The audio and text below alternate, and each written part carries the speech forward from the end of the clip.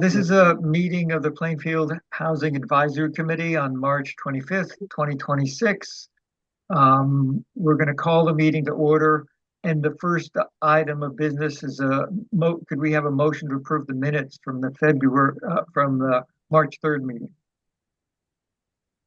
I move to approve the minute from the March second. Meeting. Yeah, second. Any discussion on the minutes? Very thorough. Okay, thank you. They're not really minutes as much as they're notes, because the minutes only really needs to record what was done, and there was only 2 motions. But anyway, if no other comments, all those in favor? Aye. Aye. Okay, minutes are approved. Are there any changes to the agenda? Okay, we have the community agreements, which Lydia usually describes as just respecting other people's opinions and being fair to other opinions. After that, any public comment? Then the next item is Francis Rose will provide some updates for us. I have a friend and someone even more deeply involved with the resilience project, which we are calling the Resilience Hub, was why I was confused. Okay, fair enough. Guest is Ray Carter. Ray is on the inner circle of the steerers of those, navigating the early days of the Resilience Hub as it kind of grows its own capacity to do more. And in perfect timing, I happened to be at the Steakhouse today doing a bunch of stuff and advocating for Resilience Hub funding, and so I have handouts. Then happened to say yes, and so I just emailed the handout to you, Chris, if you want to somehow send it to the folks that are on the call. You just sent it to me? Lori and Will. I did. It's the same handout that was at town meeting day. So if it's not an update. If anyone read that, it's not. I can't put it on the screen. This is not running the meeting. No, yeah, I didn't know if there was a way to email. I can email or like forward. Yes, that I can totally do that. Yeah. So that can. Yep, I'll do that now. Take a look. I mean, I think I can offer like a broad stroke. Yeah, I can get runaways. I want to be relevant to what you all want to hear. Yeah.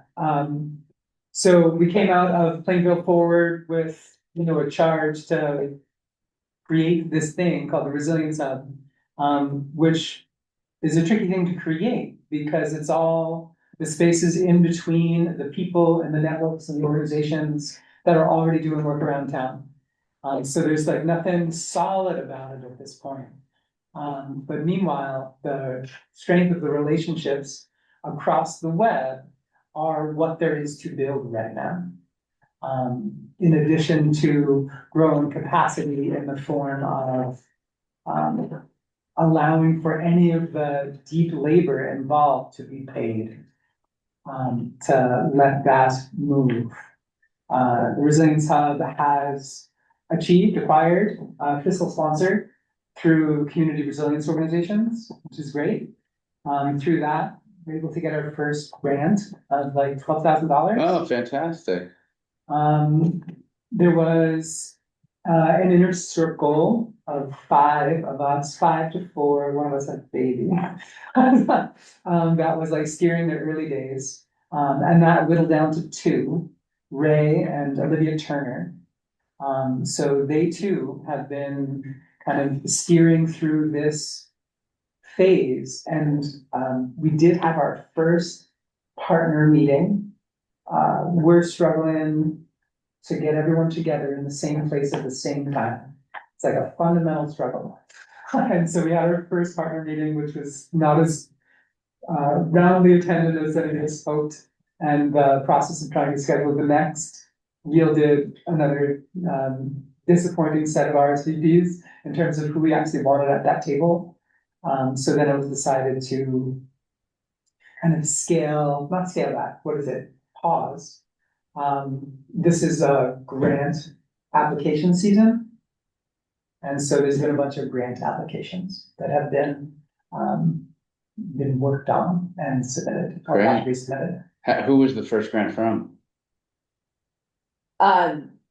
We're in the process of writing a bunch. The work that we're doing right now is Vermont Community Foundation has provided us, it's actually a $10,000 grant. There's technicalities. And it puts us into the statewide community safety cohort, community safety net cohort. So we will be connecting with other Resilience Hub community safety net groups across the state in an 8-month-long cohort so that we can be learning along Right. with like other folks. And then I'll just kind of fill in some of the blanks from what Francis Rose shared and give a little bit of historical background too. So this project was like starting to operate before Plainfield Forward came, which is why it rose to such interest, because there was already a group of people working on this concept. So some of you may be familiar with the Marshfield Resilience Hub.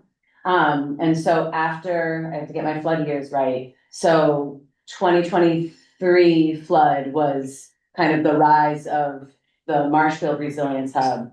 And that got us thinking here in Plainfield, even before the flooding deeply impacted the 2024 flood, around how can we do something similar to Marshfield. And as the farmers market manager here in Plainfield, the Resilience Hub in Marshfield is like started based on a place-based location of the farmers market, their community meal, community garden, all connected to the library.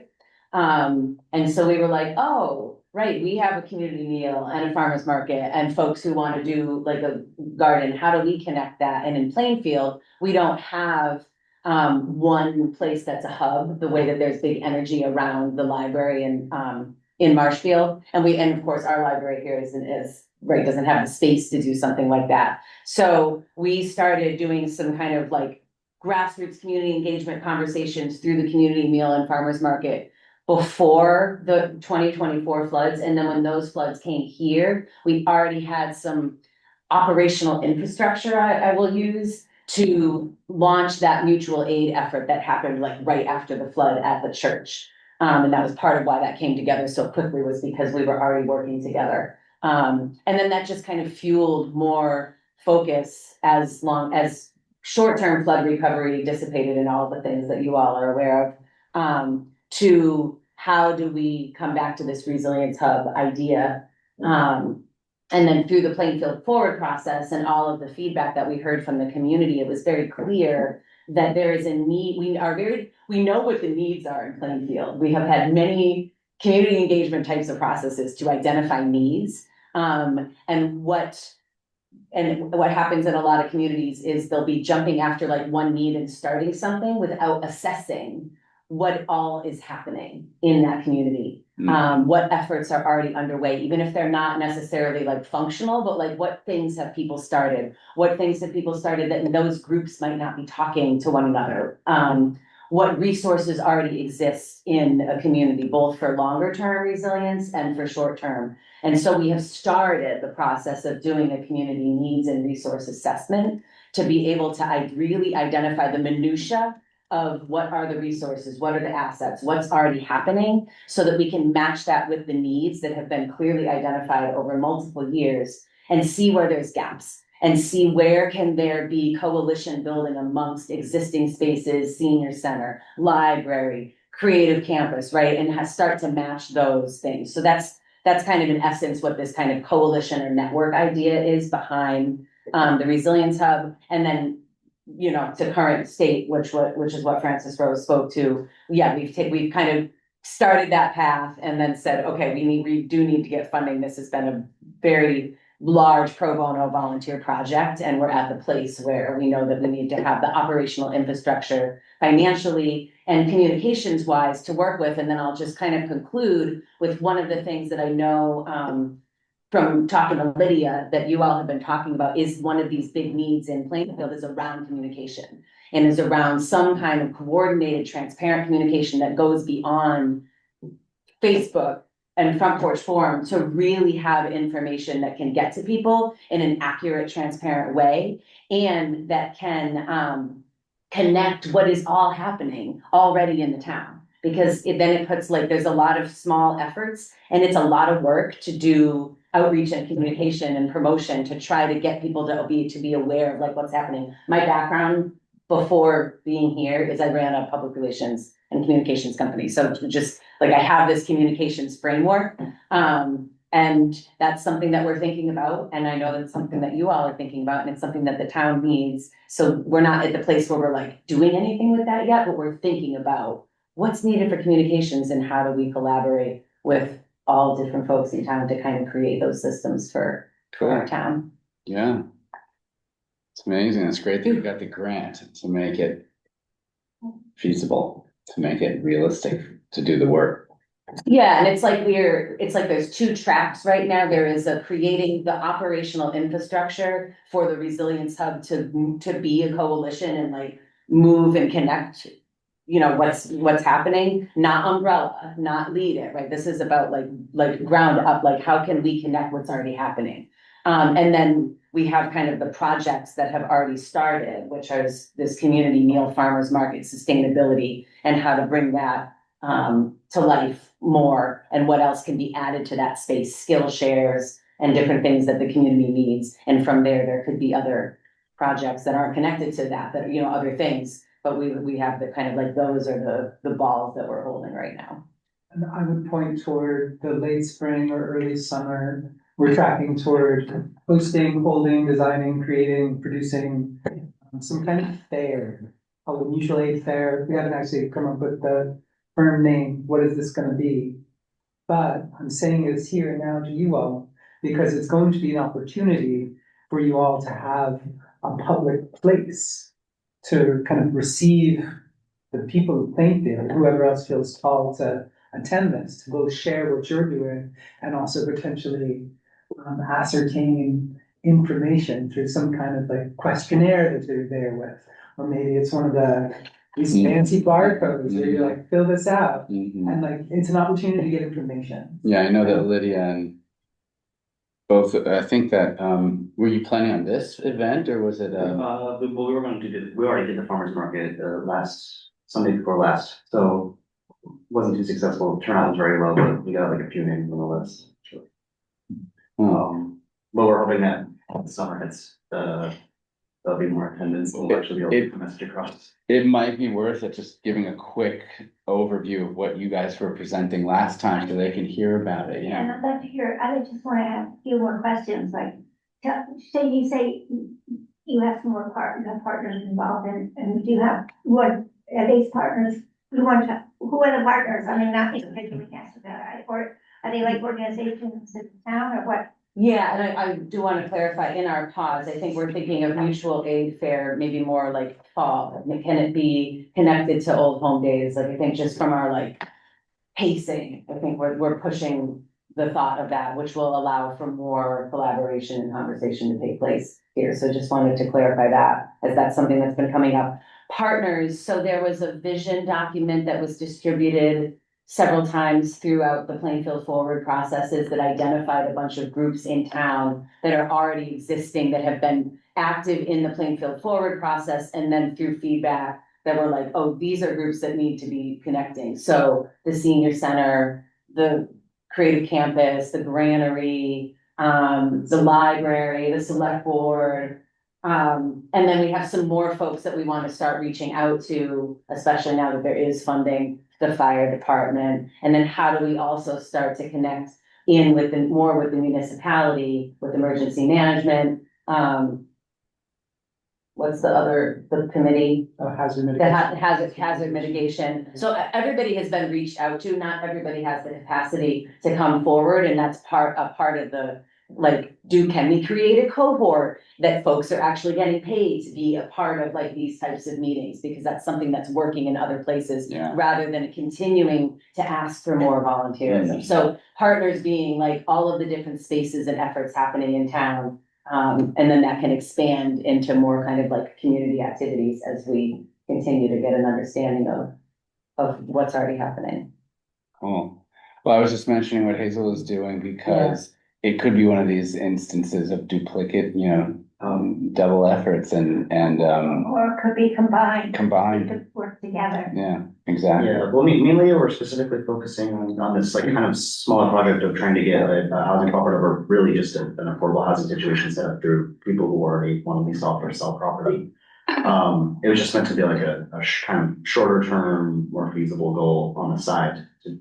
What are your communication? You had a That's cool true, yeah, we're also trying to get out messages. We brought up in the last meeting something about a newsletter that we could maybe mail out. Right. I don't know how possible. Yeah, newsletter, and then there were gonna be spots for, I thought we were gonna try and show up or table and we talked about events or something. We did that at the farmer's market, but again, as I said, it wasn't too successful. Yeah. There, because we're hoping that in the future, maybe it'll be more. We also talked about at Twinfield or other community centers where people are going. Right. And can distribute it out. That's what it was, the school. So, but this sounds like a great event to aim for. Yeah.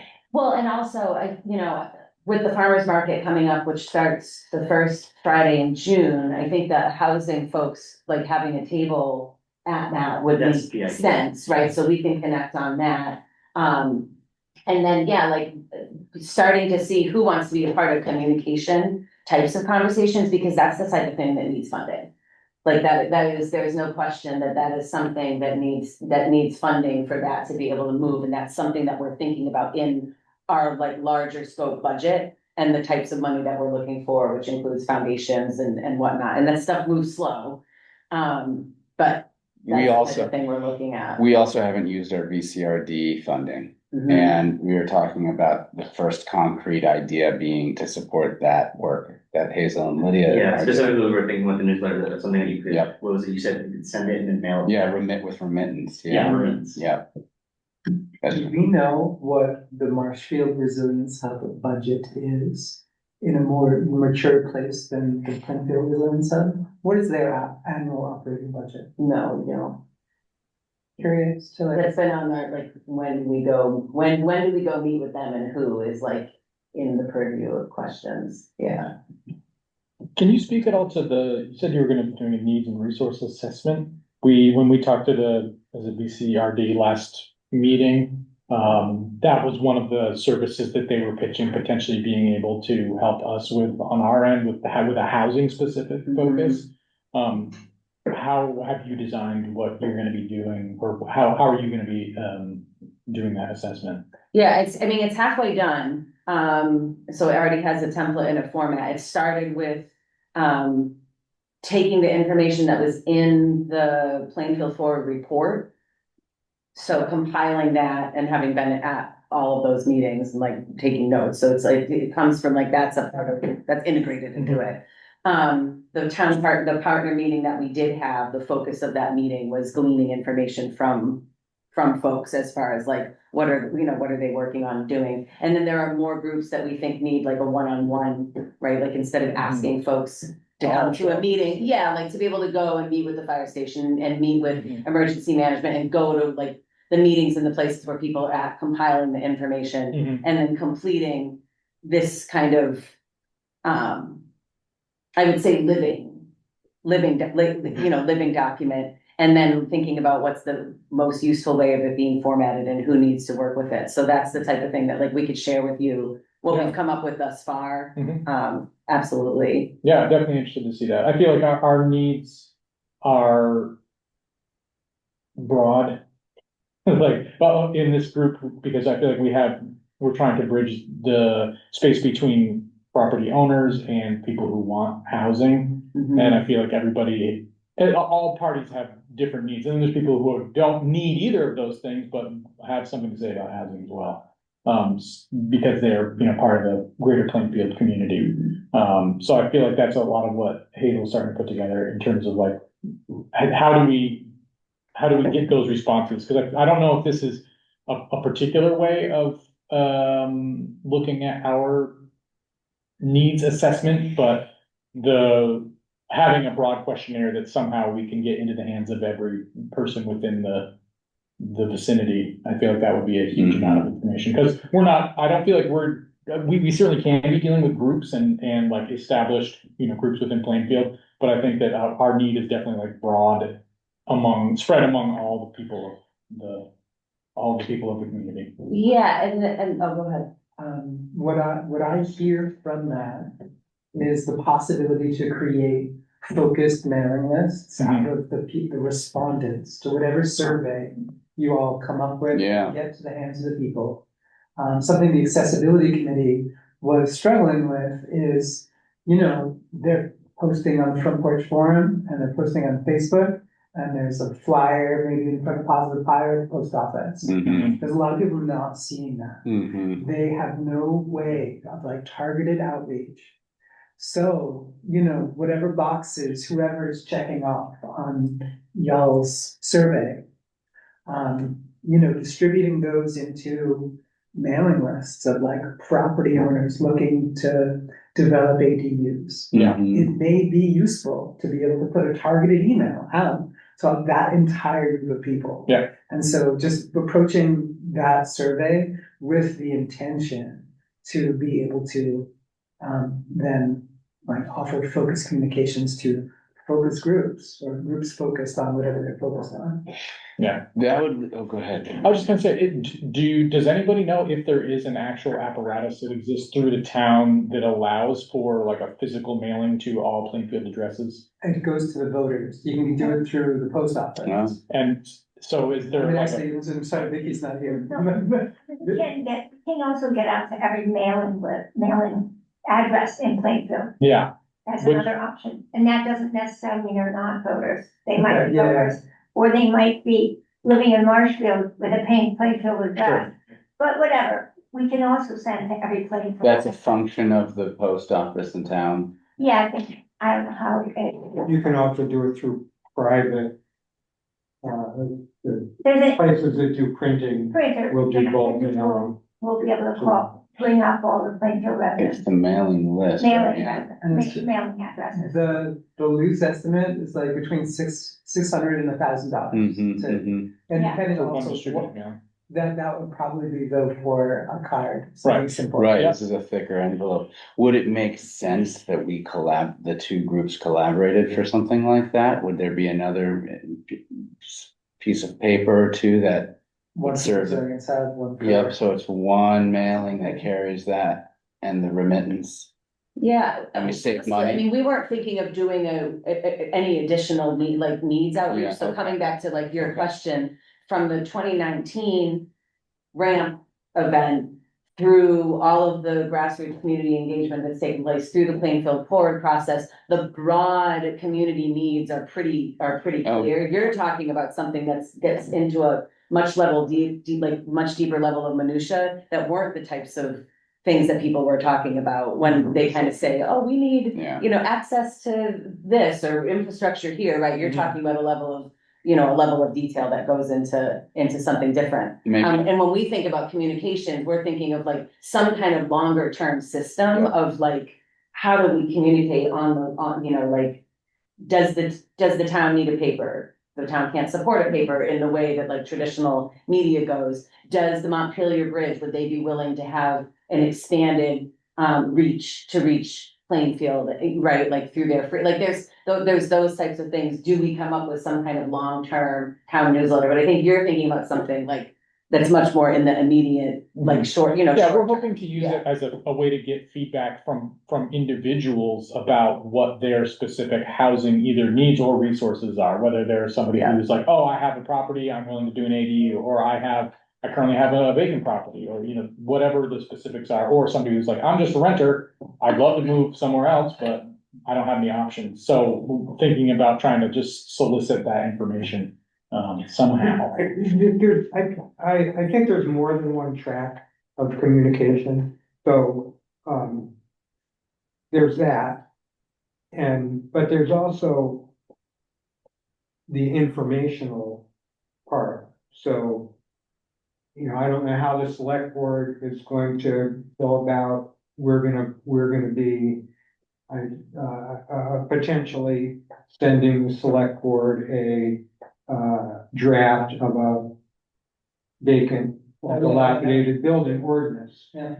It's a pretty big deal in terms of, I was reading stuff about dog licensing and all of that at the Times Argus. This is, kind of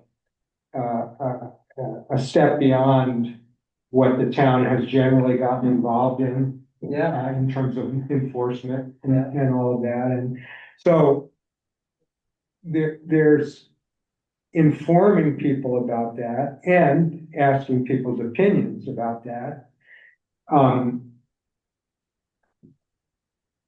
Some of that stuff is slightly different from a survey of what do people want. Yeah. So some of it is stuff we want to put out and hear what people have to say about it, like proposals perhaps. And then the other is a lot more kind of open-ended, like, and aside from what we want, what do you want? And I think, so there may be more than one track, and depending on how we spend that $5,000, we can do more than one mailer or communication, I think. But my sense is the more focused each one is, the better. Mhm. So if we do too broad, then people might, kind of like get, a super broad survey you'll hear from some people probably and not others. Right. And so, we still have yet to formulate that, but I think there could be more than one direction that we go in with that. We'll see.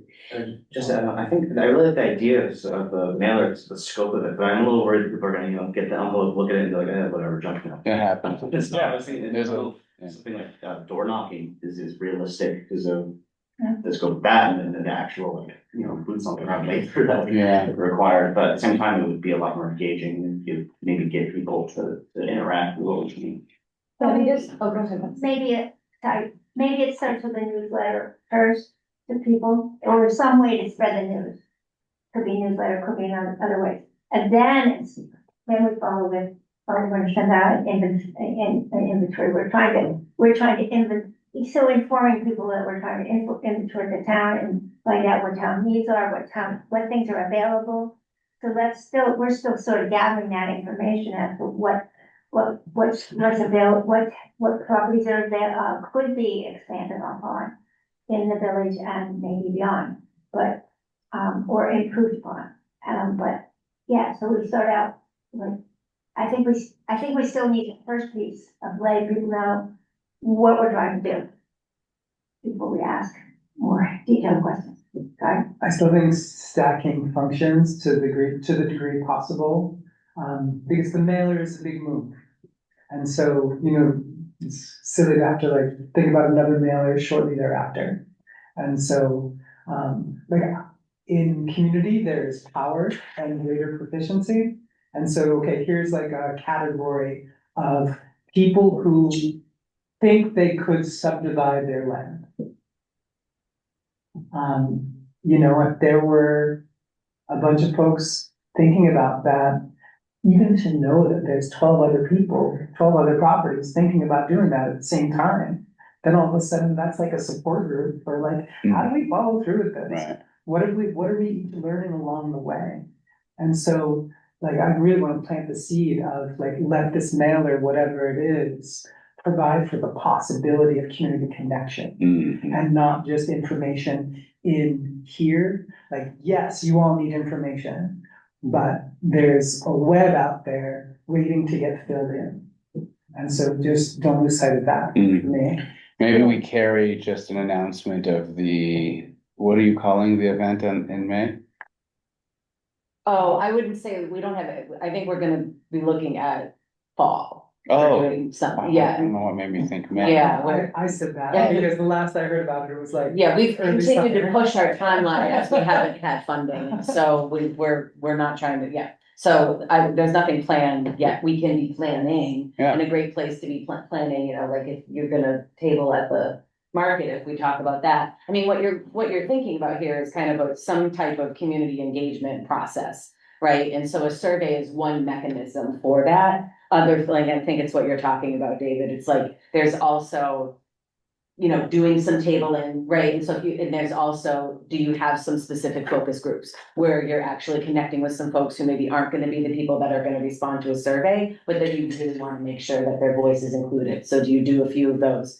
Do you come up with some kind of template of like, these are the types of questions, like what Francis Rose was starting to speak to, like, this is what we're trying to find out from a, you could have some initial piece of information that goes in that's like, this is what we're up to, right? You always want to be clear on the intention. And then these are the types of thing who wants to subdivide and who wants this, whatever the, Here's the info we're looking. yeah, whatever from. your questions are. And then parceling that out, you could do the mailer, which your money could certainly support doing. And then do you have 3 or 4 or 5 other types of specific focus groups where you're really calling in some of the folks who you want to make sure are a part of that conversation? Like, that's kind of what traditional community engagement does, is it has those kinds of focus groups. And then you have some other, what are the other boots on the ground? You do some tabling, maybe there is some door knocking, right? You have a combination of things to really try to reach all of the folks. And you, with your money, you could, in essence, do that as some kind of project, however you shape it.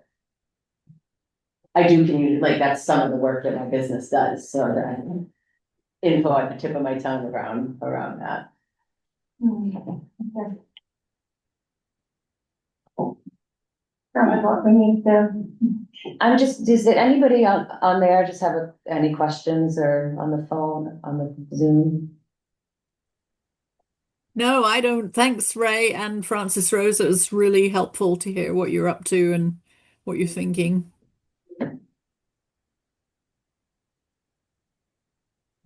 I have a question. It's just as we move along, we're trying to get a consolidated mailing out. What's the mechanism for staying in communication on that project? We'd have to make one up. Wait, say that again, Will. Just the mechanism, there was talk about different groups putting a mailing together and just trying to follow up on that with a mechanism to stay in touch and have a project. Well, so Well, should it be our communication team, Hazel and Lydia, That's a good idea. to reach out? When you say stay in touch, do you mean with each other or with the? with Oh, the okay. 2 groups. Yeah, I mean, I don't know his email, like. That was where I went. Right, yeah. You could do a mailer and send it to them. Highly targeted. Yeah, highly targeted. Very powerful. Great. Okay, just wanted to have some kind of follow-up, next step kind of thing. Yeah, I mean, Okay. I guess part of the Resilience Hub, milieu or like approach, raison, is what kind of support, is there any support imaginable that the Resilience Hub can offer y'all? Mm-hmm. Because that, like, we are the space between the elements. Mm-hmm. And so therefore, y'all are elements An element. in the landscape. Yes. So yeah, Well, think about it. one thing I was thinking of when you were talking about a community garden, is that Betsy in our group, had been talking about sort of village beautification in general and just making things more attractive, which has been starting definitely along Route 2, which is great to see. But there could be some overlap there with plantings and gardens, maybe not vegetable gardening on Route 2. I imagine it's quite poisonous, but that might be a point of overlap. Absolutely, and PACT is one of the partners in the Resilience Hub, and I've been doing some work with PACT to keep us kind of like looped in together. So yes, absolutely. And another quick next step, Hazel, if you wanted to go to this link and just fill out the form as far as like community, this is just like it's like your name and contact information, then we could have you as kind of, here's housing communications liaison in with the Resilience Hub. So if you did that, we're not quite like meeting or connecting yet, but it's like we're building the operational infrastructure so that when it's time to move on projects, we can like move and we're not held up. Yeah. Right, so if you can do that, that would be great, because then we can loop in, and I can give you all the Plainfield Resilience Hub's new Gmail address. Oh, I don't even have that. We haven't just really checked it yet, I don't know what's in it, but that would be a great email to include, because then that way whoever's, right, it's not just me, like there's other people that can be checking that. Okay. I have a vision for a potential crossover item. I don't know actually how well it fits into either group, and I think it needs to have its own dedicated, oomph behind it, but having been working on my house, renovating, doing much of that process myself, I understand that there's other people who would be trying to pursue expanding housing by providing the labor themselves. And in a lot of cases, that requires specific tools, and there's not always immediate availability for that. So in my case, there's some stuff where it's like, oh, it'd be great to have this $1,200 tool right now. I'm gonna use it for about a week and then I won't need it anymore. So if there's a way to perhaps build a community, tool library, that would be something people be able to tap into. I would feel like there's probably a lot of extra tools sitting around in this town that people are willing to, put toward the collective, so. The Marshfield Resilience Hub at this point, I believe, has a functioning tool library. Oh, great. But for your information, but also like location for such a thing, I mean, it seems like a working group. Mhm. You the oomph you're talking Yeah. about. It's like, it seems like there's people needed. Yeah. To like both investigate what's working or not working for Marshfield. Yeah. To communicate with the partner organizations around town to Mhm. see who has any kind of capacity to physically host the Yeah. tools. And then what are the mechanisms for Yeah. drawing from the library and returning to the library? Yeah, Is it like once a week on Saturdays? Right. I'm not sure. Yeah. In West Philly, it's like they had daily hours. yeah, It was awesome. yeah, Yeah, it is in the vision doc as a need. okay, There were a few people at the Plainfield Resilience, or at the Plainfield Forward meetings that expressed interest in that, not necessarily spearheading it, but like, right, we were collecting kind of a list of like people who want to be a part of something. They don't want to do this part, but they Right. want to loop into something. So we've been collecting that. And this is where town partner and like figuring out what's already happening happens, because Angela has started a mini one at the library. Mm. Right, so it's like, oh, there's already something started, is that the place for it to be Right. held, how does it expand, right, like, these are all some of the weavings we wanna do. Yeah. And then what you said also makes me think about another thing in the vision doc that fits in, I think, with housing is barter network. Like, how do we start to create some kind of way for those who have services or skills that they want to offer and the things that they might need, so that we can actually like operationalize some kind of barter network. These are all just ideas that are there, that, yeah, seed plantings. Yeah. Yeah. Liz, I was gonna just say that the Plainfield Area Community Trust, and which is PAC, would maybe, and all of us, including the, whatever the hub, could maybe collaborate or work together on Green Up Day. And do a little bit of, greening up and beautifying the village. It could be a morning, it could be an afternoon, it could be at 2 hours. But it just might be a night, it would be a way to get, it was a way to collaborate as small groups and, maybe make a tiny little improvement in the village. And when we talked at the last meeting, how we've been in conversation with the church to try to do some kind of community clean with the basement of the church, we still don't have a date for that. But that might be great. Maybe it's that day, maybe it's not, but it's probably a good time for me to follow up on that. It's probably been a couple of weeks that I can follow up on that conversation. That definitely would be a beautification. About the church, Yeah. the church cleaning. Cleaning. Yeah. Cleaning.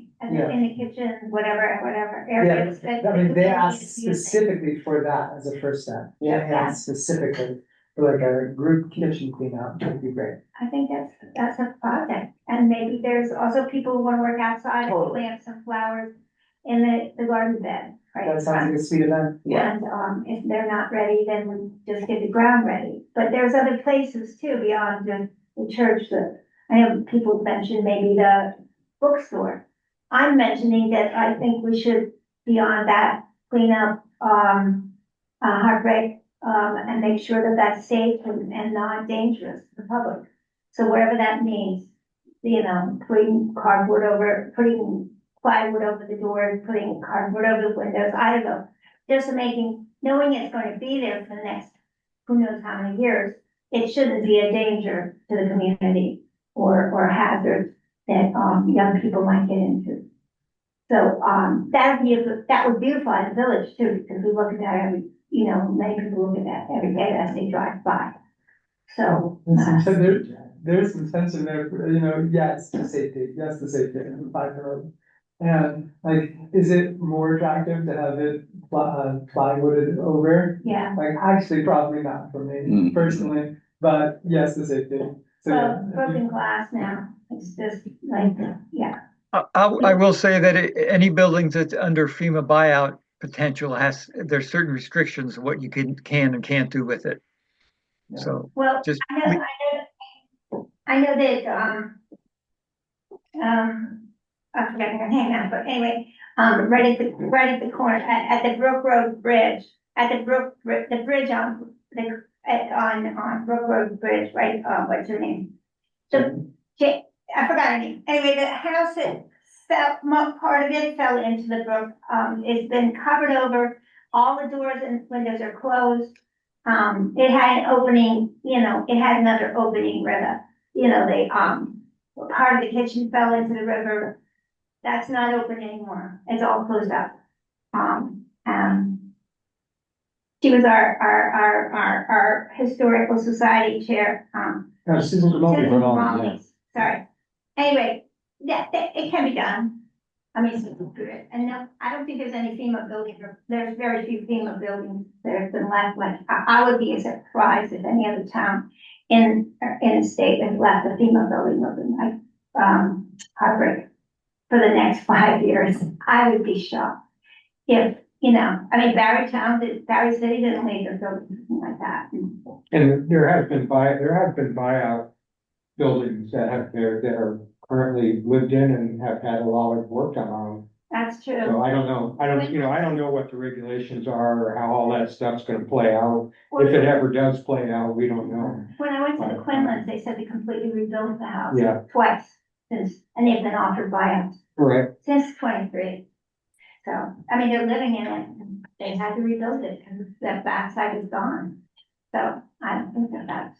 I saw that one of the, not sure which, one of the upstream buildings from Grimaldi's. Yeah. I don't know if it's the brick one on the corner or there's one in between. The purple one? There's the brick one at the corner. Yes. There's another one, and then there's Grimaldi's, I think. Anyway. No, there's just the brick one, and they have an outbuilding next to it, like, a carriage barn. That's what that really got, Yeah. yeah, I used to have a racquetball for there. But I noticed one of those is their owner, who's not local, is trying to rent it out. Okay. They advertised it as a Okay. rental. So it's in some shape, but good, well enough to be lived in. Sounds like it. Yeah. Can I ask just the next steps in the cleaning question? Does anybody know who the town folks are that coordinate Green Up Day? Like, is that Conservation Commission. Conservation Commission? And Okay. I think it has been, Becky, Atkinson, but I don't know who it is this year. Okay. I'll check in with Becky. well, Houses like Peter Young, he fixed up his house, lots of houses are on the FEMA buyout list, but they're lived in and have had work done on them. Like Perrin Karen's down on Coburn Bridge, right at the end, They the old fixed up their telephone. house. They're still waiting for their. Yes, they're Yeah. waiting for the buyout and they're living there. and it's great.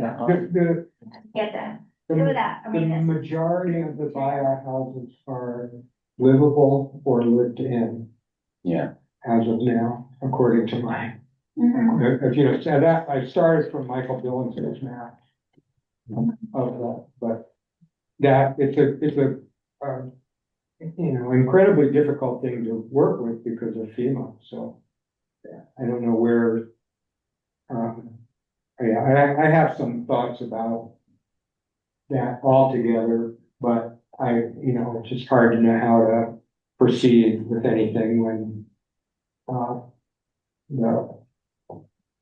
FEMA is This one, dysfunctional. so they're not even there.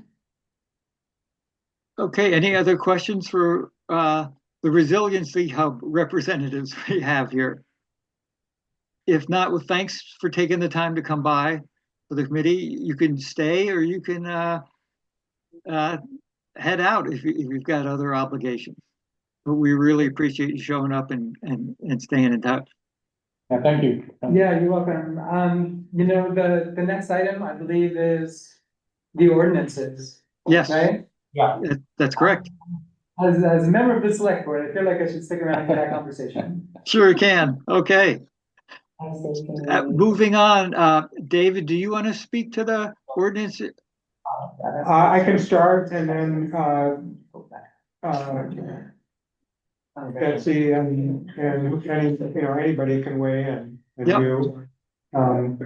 Let me, I'm gonna get it up on my device here. Take me just a second. Maybe. Can I just ask, when does your meeting end? 6:30, hopefully. So we started, I don't know how, who's familiar with what, but we started, looking at other communities' ordinances. You know, we chose to set up a committee to try to do this particular thing fairly quickly. Because we, you know, as a group, I think we have concerns with all the empty and dilapidated buildings in town. This is aside from FEMA stuff. We're not talking violent. And, we looked at a number of towns' ordinances and kind of settled on the ordinance from St. Johnsbury as being particularly well written and thorough, and clear. And we looked at Corinth, the town of Corinth, which had a somewhat simpler ordinance, but not as thorough or as clear as St. Johnsbury. So we basically adapted the St. Johnsbury ordinance for Plainfield. And the main things that we did to adapt it were to substitute Plainfield any place that said St. Johnsbury, and to substitute and this will be the most difficult part of it, they have a compliance officer on staff. And so, you know, that. Well, I guess, I mean, what do they have, 11,000 people? Something like that. In Way addition more. to Joe, not the city manager, you mean Yeah. compliance? No, they have a person whose Wow. job it is to, Yeah, look at compliance with, I mean, I think I remember from that meeting, I got a copy of recording that they have as many units of housing. No, rental housing as as Plainfield does. Plainfield Yes, much bigger. residents. But within that, there's nothing about the ordinance itself that, I'm speaking from my opinion, there's nothing about the ordinance itself that is only geared towards that bigger population. So the problem comes in, and this is a problem in St. Johnsbury, the problem comes in with enforcement. And that's gonna be, you know, if there's gonna be an ordinance, which It's gonna be an officer. there's gonna have to be a way of Yeah. enforcing it, but it is in and of itself a stick. It is a, you know, a big part of it is that it's a threat. So we changed all of the language about a compliance officer to town constable and town health officer. Okay, is there a reason, zoning administrator, would that be appropriate? Not exactly. There's some language that there could be things that the zoning administrator would help with. But the compliance part, you know, it's, I think we did say appropriate town officer or it's, town health officer um, constable. in the event that the town health officer or town constable is unavailable or has a conflict of interest, the select board chair or his or her designee Yeah. shall perform the functions of the town health officer or constable. Okay. And, you know, a big part of what it's about is that there is also attached to it a notice of inspection. So it's similar to what our town constable has done with going up onto the Bean Road and looking at, you know, are they in compliance and what's going on with the septic and who's living there and all that kind of stuff. Anyway, so that's basically what we've done. It has a section that is, called the Statement of Findings and Purpose that I think is particularly well-written and kind of outline why, you know, why are we looking at vacant buildings? Because vacant buildings can be dangerous and, you know, for example, structures that are vacant are not properly secured, are dangerous and unsafe in that they are extremely vulnerable to being set on fire. Many structures that are vacant, whether secured or not, are a blight on their neighborhoods, cause deterioration and instability in their neighborhoods, and have an adverse impact upon adjacent and nearby properties. And, you know, we certainly have that circumstance in Plainfield. So, I guess that's my introduction. Will or Betsy, do you have any? I mean, one thing that, I took away from hearing, the assistant town, administrator from St. Johnsbury speak was that it was always easier to do a positive, carrot. So, than a stick, and that's obvious. But anyway, they had been thinking about ways that this could be a benefit to property owners.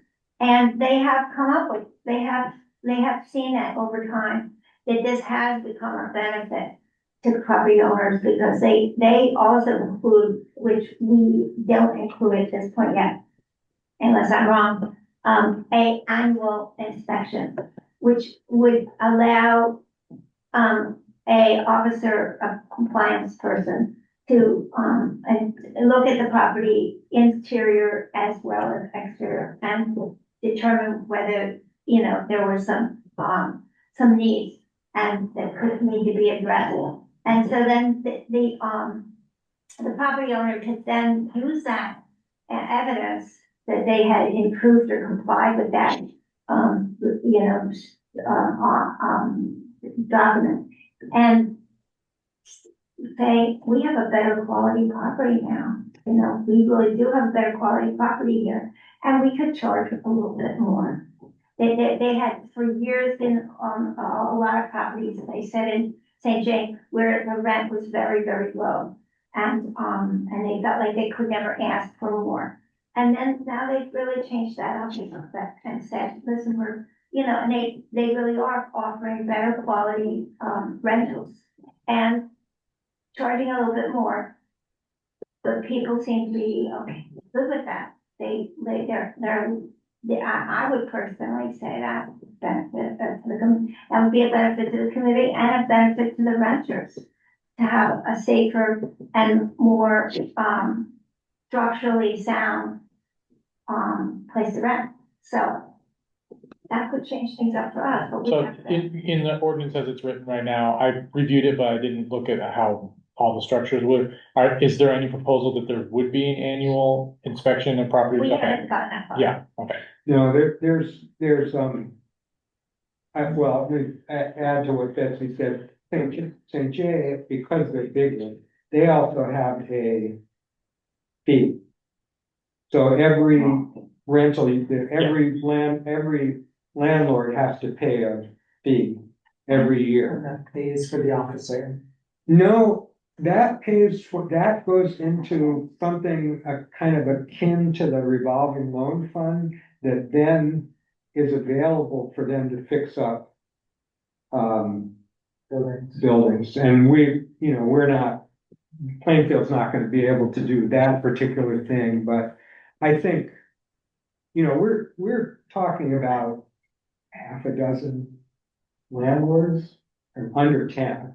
About, what would you say, 10? Yeah, it's about 10, and You're aware of. I think some of them. I don't know, actually, I don't know this, I hope some of them just need a gentle nudge. Or maybe it's a not so gentle nudge, that, if you don't do something soon, this is what's gonna happen. This is what you're gonna be up against. Yeah, I mean, as it's written, when I read through it, I'm like, oh, I am one of these derelict property owners, based on what I'm seeing on this, ordinance. Which, I'm mid the process of improving the property, but as it stands, like, the ordinance had very specific things in terms of like coverings on windows, doors being covered. I don't know if there was another access thing, but I was like, oh, this is something where I would be in a violation of, I think it was listed as $100 a day. So. We're gonna read it more. But there's another. Your billing's in process. Right, so that means you can get, part of it is that there's a permit, you can get a permit to have a vacant building based on your intention to Yeah. remediate the issues. Which is what I think I would assume and the zoning administrator comes into that process. And, It's what ends up triggering those initial conversations. somebody decides that, they're either the select board, the housing committee, the planning commission, the zoning administrator refers to the constable to, such and such a building needs to be inspected. In the case of a vacant building that's being worked on, I'd have to double check what it says, but it's clearly, there's a process specifically for that instance. Yeah, And- I'm hoping to see something there that would make it be like, there would be an apparatus that would make sure it was not arbitrarily utilized. It's like, Right. seeing how, if you're like, oh, we got this one bad landlord, we're just gonna go after all the properties that they've got. Or if there was somebody who was in the authority to utilize the ordinance in that way, and then it became a tool that was being either misused or not used, comprehensively, across the whole village. That's just a fear. I didn't see anything in there that gave a way for that sort of an automated assessment of whether or not a property falls into the category. And I think it's probably the St. J thing, the fact that they have the annual inspections, they probably have a checklist. They're like, okay, yeah, you fell off, you're now in this violation realm. But if we don't have a way that we're making regular assessments, like, how do you eventually decide that a property Right. moves into that zone? Isn't there like a 6-month period? That's what I recall from reading the Yeah, there's draft. It just says upon seeing information that any building or structure, blah, blah, blah. Yeah. But- It's and- in violation Who receives the information and from whom? of the ordinance. The town health officer or the town constable shall cause the building structure to be inspected. Yeah, so will there be like a tip line where you call in the town Well, constable? what happens now, like with the Bean Road incident? I mean, it was the neighbors. The neighbors were totally fed up with this illegal, dwelling on a plot of land on Bean Road where no building should be. And they kept coming to the select board meetings and petitioning them to do something about it. But I mean, that has been going on for years before, before I started going to select board meetings, which is like 6 years ago. So I think it's not going to be, I don't think there are vigilantes out there in our town looking to cause harm to people who are clearly working to restore a building as you are. I mean, yes, I suppose somebody could take against you and what you're doing and bring it to the select board, but the select board, is not going to have any interest in halting what you're doing. And so it says, so the process of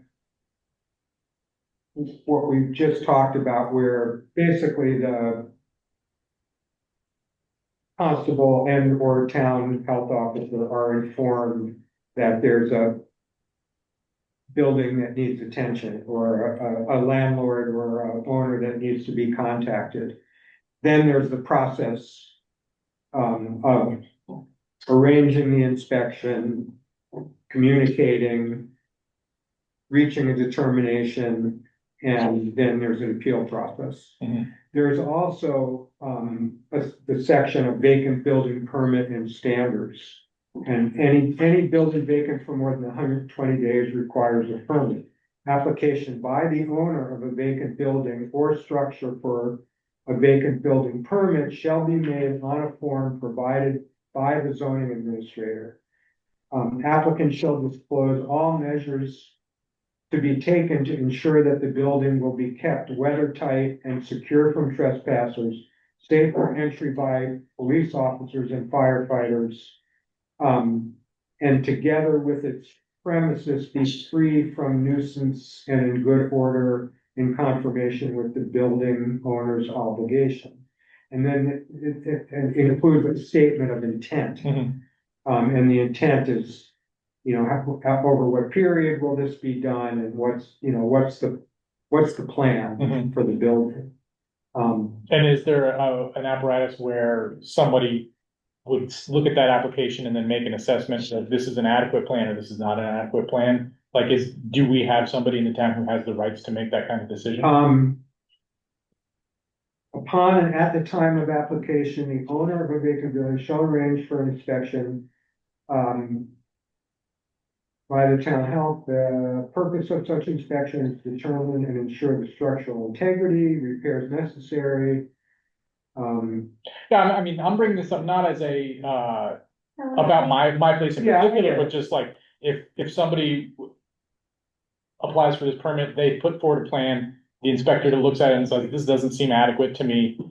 The person then is like, no, it's adequate. Like how would those conflicts play out? Yeah, is there a book of metrics that each building is measured against for consistency? The zoning administrator shall issue a vacant building permit upon his or her satisfaction that the building has been inspected and is in compliance with the standards set forth in this ordinance, and that the building is adequately protected from intrusion by trespassers, from deterioration by weather. The permit shall be effective for a period of 365 days. A vacant building or structure shall be deemed adequately protected from intrusion by trespassers and from deterioration by the weather if it satisfies the building maintenance standards, blah, blah, blah. Fee for the select board a fee set by the select board may be charged for a vacant building permit. So that's not included. That would have to be something the select board would act on if they want to. A building that is for sale or actively marketed.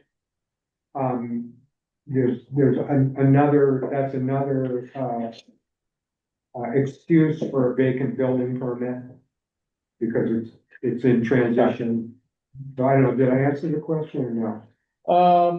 I don't think so. I'm thinking more about the eventuality of like, if there's a conflict between somebody who was applying for this and then it sounds like it's at the discretion of the either the constable or the health officer to their satisfaction, which sounds like a pretty mushy standard. It's the select, it goes to the select board. But it also should meet this,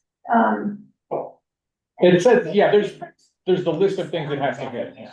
Wasn't a fire official, a fire marshal was also supposed to go with the constable, right? To It check can- all of the electrical stuff? It can be, Yeah, the state fire marshal is who I am dealing with during my whole renovation, and that's not a local position, that's a state position that is zoned out by counties.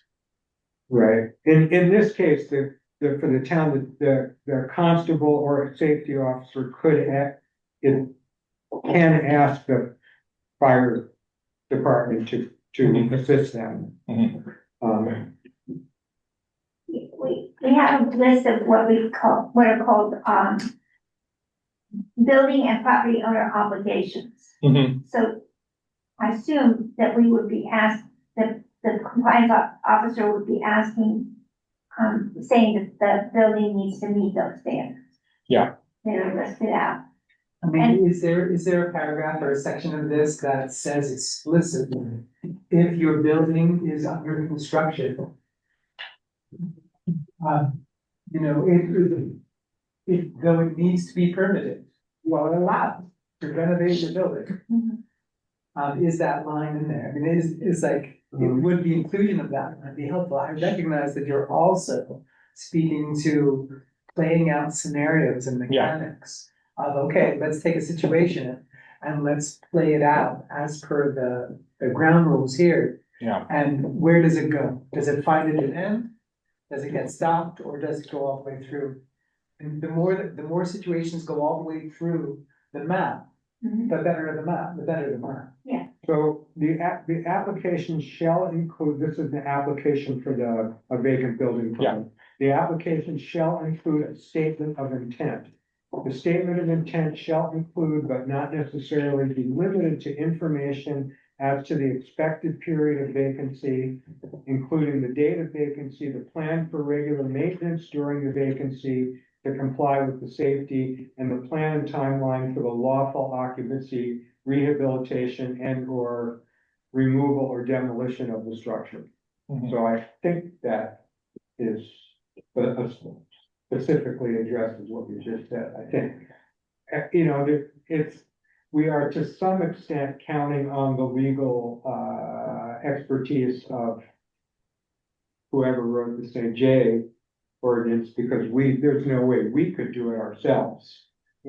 Write an ordinance like this. You know, I wonder if the select board's move, once we talk about this together, is do we send it to our town attorney to look at?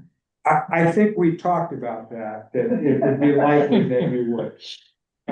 Yeah, the question, Yeah, go ahead, Will. yeah, the question is, do we send it to the attorney first, or should we send it to you to send to the attorney? You got the money. Yeah, and I think the order is you send it to us, we talk about it together, and then we send it to the attorney. Graham, just to say the appeal process, so if you know, my house was inspected by the constable because somebody complained about it, or it was gonna be empty and I wanted to, there's an appeal process. A person aggrieved by a safety order may appeal such order to the town within 15 days of the order. Within 30 days of service of the notice of appeal, the select board shall hold a hearing on the appeal. The select board shall issue a written decision within 15 days of the close of the hearing. And I can tell you that, like what Joe from St. Johnsbury said was, you know, they avoid. They don't want to get in legal. Yeah. You know, that doesn't serve any of their purposes or their. Right, and I feel like that's also where I'm coming from is, this is a stick, as we've been talking about it.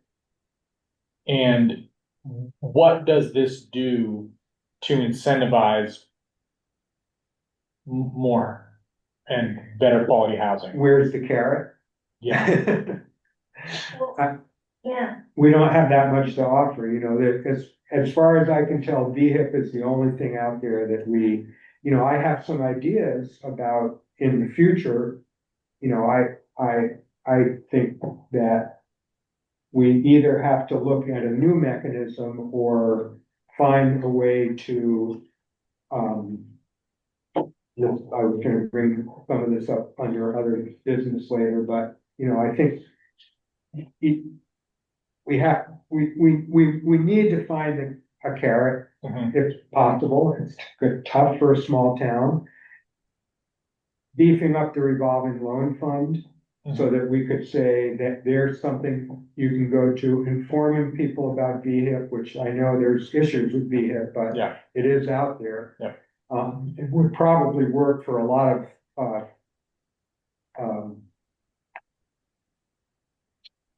some of the buildings that we know about. Yeah. In town. I'll say, the revolving loan fund, nobody has accessed the revolving loan fund in the last year. Right.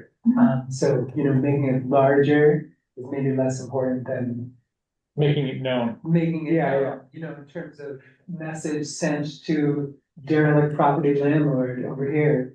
It's like, oh, hey, do you know about this? There's resources. Maybe the carrots is like pointing to resources. Yeah, that are- and I think that's, to me, that speaks to our survey. It's like, do we eventually, we get a survey and we can identify actual property owners that are willing to make changes if they want to. And then we would be able to respond to them and be like, here's our bag of carrots. This is like the opportunities that we as a group have identified that you can utilize to get this kind of thing done.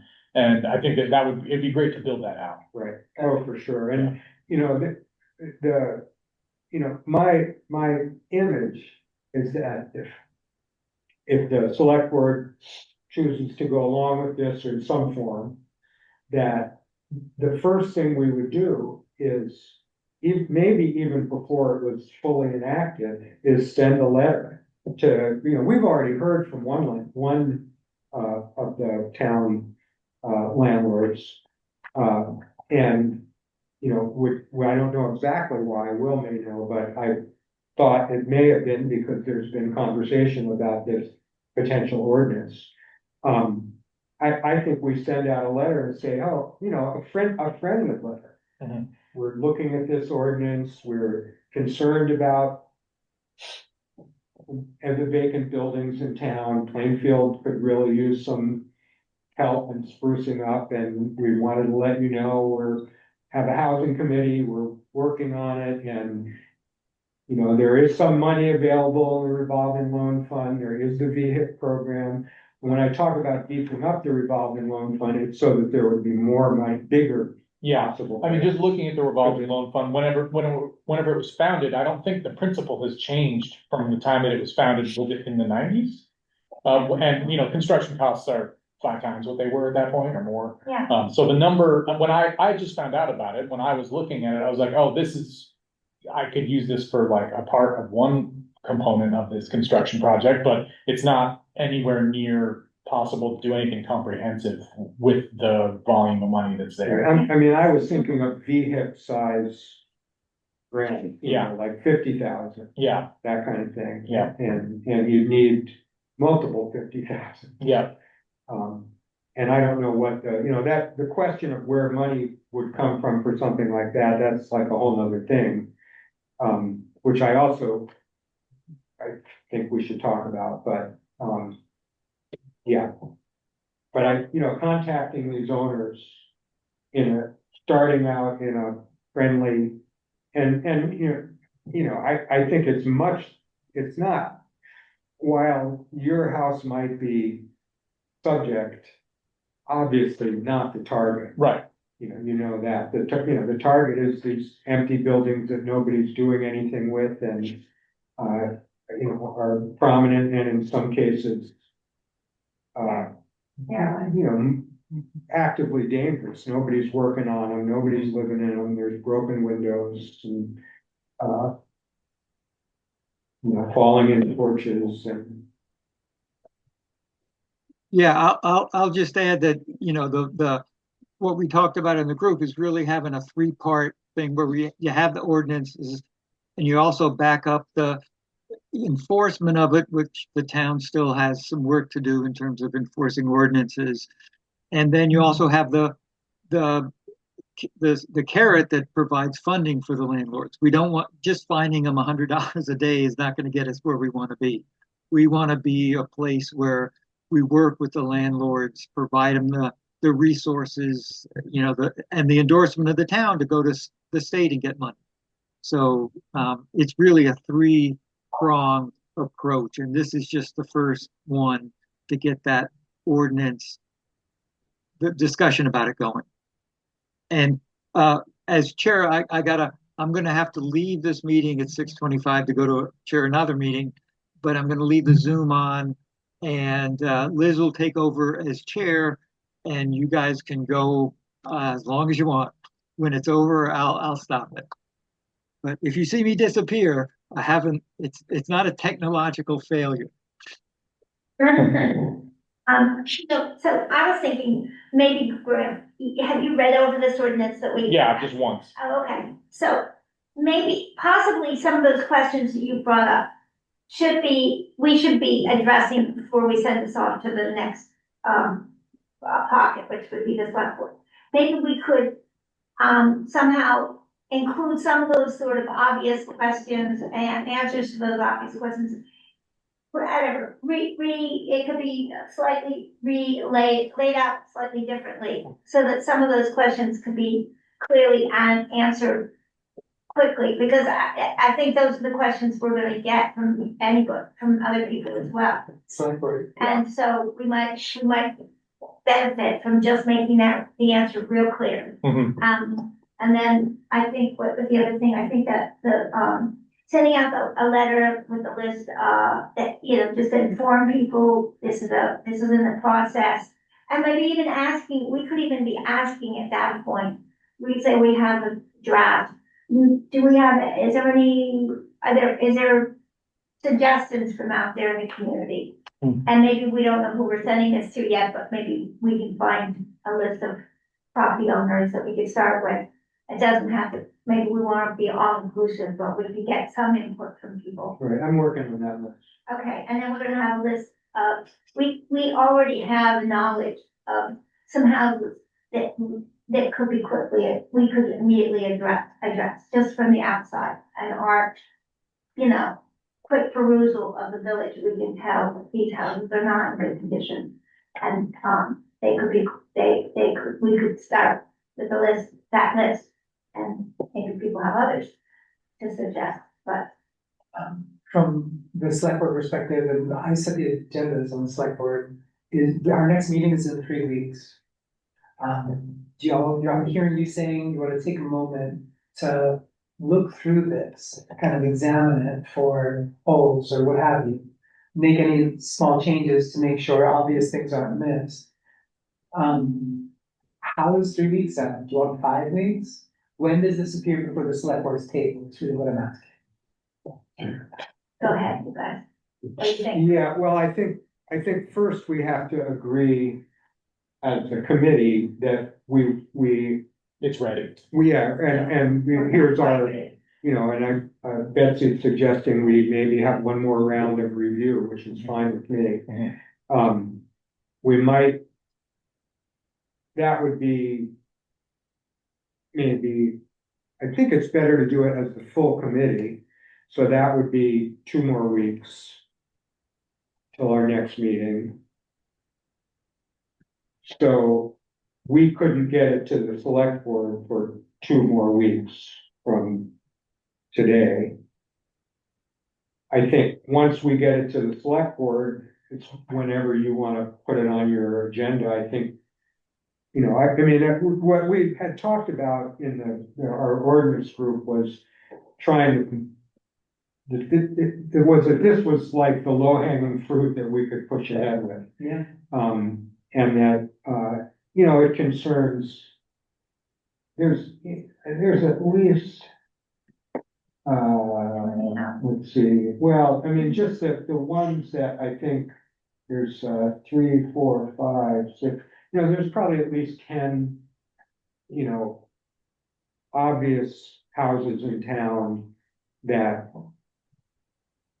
could be uh, uh, pursued in some fashion almost immediately. And, you know, we were contacted by one of probably the biggest landlord. And we kind of have a pending meeting that Nick has not, now we're just kind of not hearing from him, so I'm not sure, but, he said, I want to do something with my buildings. So, and that's 4 or 5 of the empty ones. So most of these landlords are even out, are most of them living in the unit that they're renting out as well, or are they out of state, or are they just in a different house, maybe in Plainfield, or and they just own an extra property that? There's one landlord who owns a lot of property in Plainfield and East Montpelier and Montpelier and lives, I don't know where he lives now. He has had a home in Plainfield, but I don't know. Yeah, and then there's one particular house, the owners, that's empty and vacant, the owners live in Plainfield. There's another house that's empty, where the owner died fairly recently and his heirs own the house. I think that's one that something we might be able to help Yeah. them.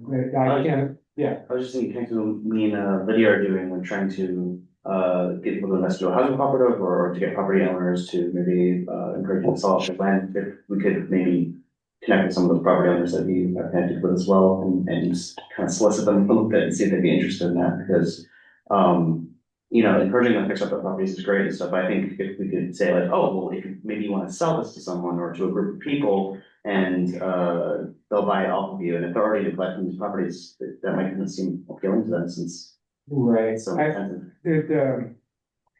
I'm not sure like what's appropriate to talk about in the open meeting and what's not. In terms of people's particular names and circumstances of the different houses, I don't know. The person who owns at least 4 vacant houses,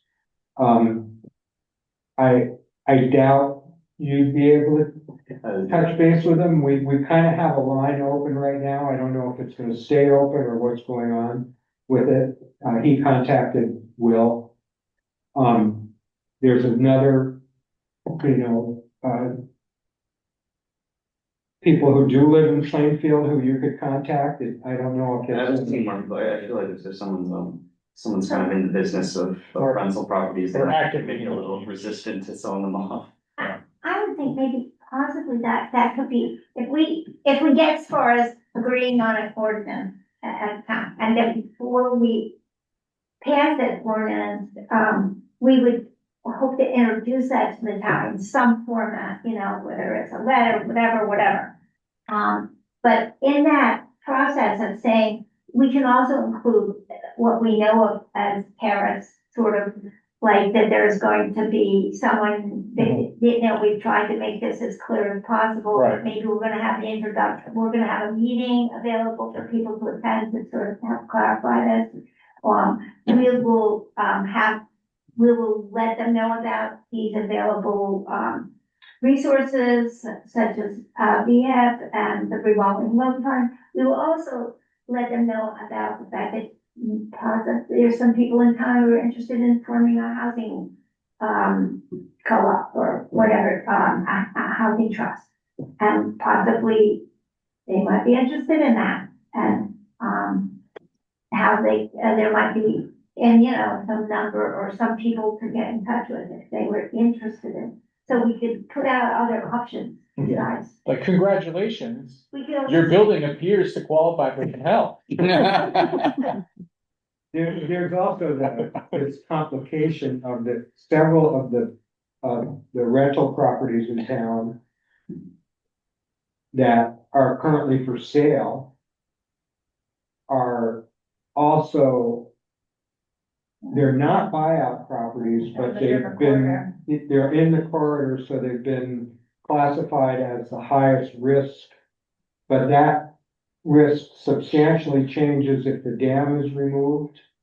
Right. And so, there's this whole kind of messy thing of these properties that are potentially perfectly good and will, are even gonna get fixed up some by the dam removal if and when it happens. But some of the foundations would get shored up. But that hasn't happened yet. We don't know when it's gonna happen. At first, it seemed really optimistic it could happen soon. Now it seems less optimistic. The federal shutdown, or maybe the entire department was defunded, I'm not sure. We were a year of design and development out from being able to begin deconstruction of the dam. But design and development has not yet begun, because whoever is gonna do it is in federal la la land. Right.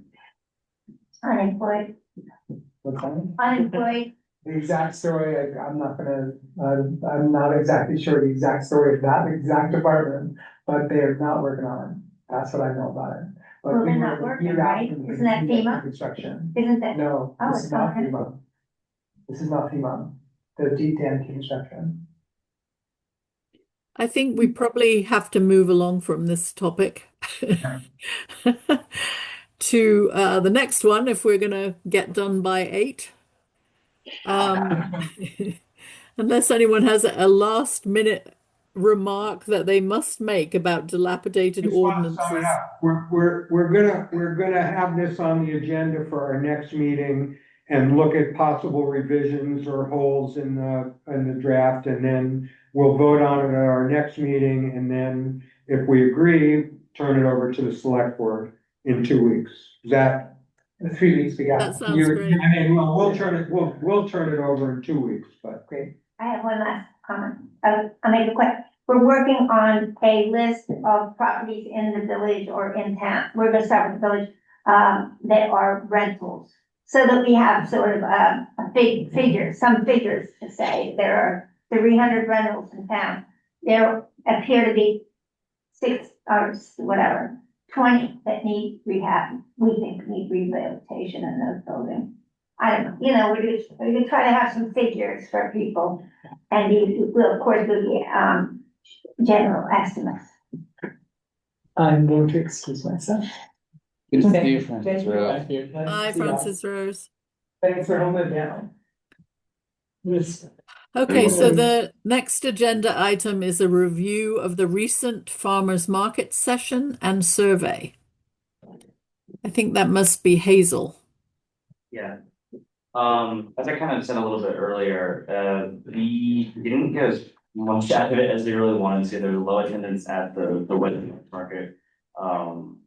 Very nice music, but yeah, not much of an audience to unfortunately listen to it, but or enjoy it. But we got of the people who were posting stands there, we did a few names. One of which I remember she was doing her name, but she was with Equal Exchange. Yes. And she should have mentioned, I think she had some background in this sort of community organizing stuff. But otherwise, yeah, it was a little disappointing. What we did though get to see though was that how people received the website and kind of the little prototypical survey we had. We had like 2 people fill it out. But still, that seemed effective, but it's hard to say because again, low sample size. But yeah, so we're hoping to just kind of try again with that, and maybe definitely look for other ways of outreach to the community. Since the first Summer's Farmers Market is until June. Yeah. May. Would you be interested in other public events, or are you? Yeah, definitely. Anywhere where there's going to be a large gathering of people, that we can spread the word to, and we're also, as I said, looking at Twinfield. Okay. And maybe handing out slips to parents, or if there's a sort of concurrent community event going on there, then we can maybe solicit people. So have we gotten a link to the website? I believe so. I may. I haven't seen it, but. Yeah, I don't know. I thought maybe it was emailed out. If not, I can do that. And the survey, Does it make more great to see Yeah. the survey and, There's an actual website. Does it make more sense to put it in the doc or to email it out there? Just email the link, I would think. yeah. Okay. I know Will has been doing both. All right, yeah, that's probably best to cover both bases. Okay, Yeah. figure it out. That'd be great. All right. And tell me again, we have a website? Yeah, it was pretty much just created as an interface to host the survey at the moment, and we wrote like a very, very, very simple blurb about what this committee is. But it's and we figured that we would share with everyone so that everyone kind of put their input if maybe zoning ordinance wants to put a page on there or whatever working group whatnot. Yeah, just kind of the agenda of what we're doing and what our activities are. That's cool. Yeah. Sounds good. So the VCDA Spring Conference on Wednesday, April 15th. I think Lydia was going to talk about this, but I know she is going. Are you going too, Hazel? I heard about it 2 weeks ago. I would like to, but it seemed like there's what, 4 slots or something, or 2 slots. There's 2 slots. Well, I mean, there's as many slots as we want, but Oh. there's 2 paid slots from VCRD. VCRD is willing to pay for 2 of our participants. I know a lot of people Registrations. expressed interest in going. I definitely did. Yeah. What, do we know what the cost is to get into that event? I don't. She may Look, have said in her I have it on email. my thing right here. I should look. It's right here. Here to purchase tickets. So it's 50, I think it's $55. It's not inexpensive, but I can pay for my ticket, if others want to go. We also. Mike can pay for yours. Exactly. I mean, Mike can pay for Mike will. No, he will pay for my ticket. Possibly we could use some of our grant money. That's what I was. Or we could use our grant money. Yeah, we did talk about that. Yeah. Well, I know that Lydia is definitely interested in going, and she, I believe, is going to use one of the free slots. So if someone else wants to take the other free slot, I actually can't go personally. So I don't have a horse in this race. I don't know if any how many other people are. But again, I have a budget for it, and then there's also our grant money. So maybe the money isn't the issue, but I know that I would like to go. So if no one else seconds the interest, I will take it. I know Vicky wants to go. Hazel. Oh, Vicky does want to go? Yeah, Vicky? and she said expressed interest. Yeah, I think she did. I expressed interest. I don't know if we're doing. Oh, no. Just say if you want to go for sure, and we'll figure it out so we know who we're dealing with. Yeah. So Hazel, you'd I like do it? definitely, Okay. yeah. So there looks like there's 2, 4. 3, 4 at least. Not me. And 5 I of want to Vicky. go, but I'm gonna sit it out. Okay. I'm happy to have other people report. 5 of us. So we need 3 possibly purchased by our grant money. So we get to explore how to draw down. We have to Yeah, call right. Nick. The grant, maybe you should go. We could all, I don't have to come. No, I'm not gonna go. No? No. So that's Chris, Vicky, Lydia, Hazel, Betsy. Is that right? Yep. Okay. So I think I'll send Lydia an email, because I think she was gonna follow up on the funding. And I'll copy the 5 people who want to go. Well, 4, because Lydia's one of them. Okay. Thanks, Liz.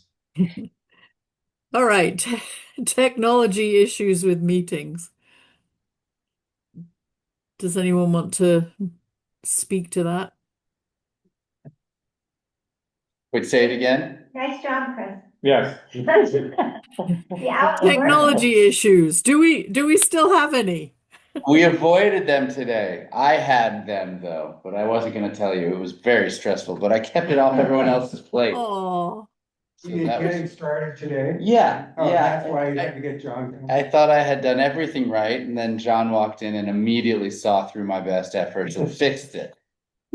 So that's the long story. The short story is no technology problems. I think we Okay. had talked about potentially making a, point by point list of how to get this meeting going. Well, Will asked that. He thought, did you pay attention to what John did and make notes? And I swear to you, I tried. He moved so quickly. He was being elusive, but I pretty much, yeah, I think I got it again. I think. Well, I mean, in the event that you're unable. Oh, to yes, do that's it, a whole nother then- can of worms. Where does that leave us? I think that in that instance, I would want to organize John to be there. Okay. And it's not impossible, so, we'll do that. If I'm not there, then John, or I'll set it up ahead of time to the point where I can explain what you need to do. Okay. Yeah, So maybe that list would be a good idea. the list would be, in that case, I would create that list.